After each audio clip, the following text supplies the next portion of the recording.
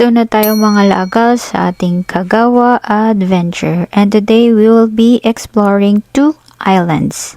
But before tayo mag-board, enjoy natin tong mga rosas malapit lang dito sa Takamatsu port. This spot is not all season, so please check this out around springtime here in Takamatsu port.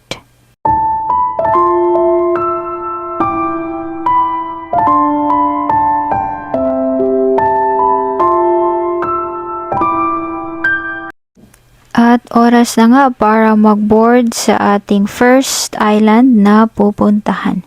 Ang first island natin ay ang Naoshima Island. Naoshima is popular for its exquisite art installations all over the island. There are public places and there are also areas that you have to pay. In this laag, we tried to visit free places such as this pumpkin using our bicycle to get to one art installation to another, but there are also places na we have to pay. Sadly, sa mga places na merong bayad dito sa Naoshima Island, di tayo pwedeng mag-video, kaya if you're curious with the photos, with the view, please check my Facebook page. Half day lang tayo sa Naoshima and it was a mistake. Mas maganda pag whole day tayong nagstay doon. Next nating pinuntahan after lunch is itong Semi-Cat Island or ang Ogishima Island.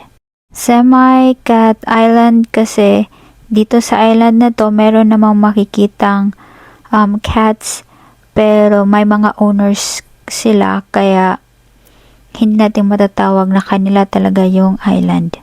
Marami ding art installation sa lugar na to, but hindi natin sila napuntahan kasi sirado. After nating ma-explore ang dalawang islands, syempre hindi pa pahuli ang ating stomach, kaya pupunta tayo sa eat all you can eat yakiniku dito sa Takamatsu. Para i-celebrate na rin ang birthday ng batang ito na isa daw member ng Powerpuff Girls. Happy birthday, Irish!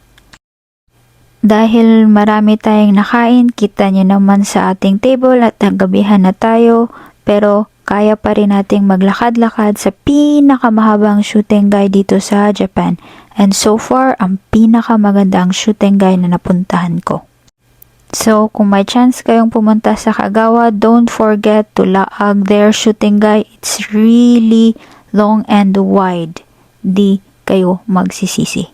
Yun lang. See you sa last day sa day 3 ng ating Kagawa adventure. Good night. Like and share. See you sa next vlog.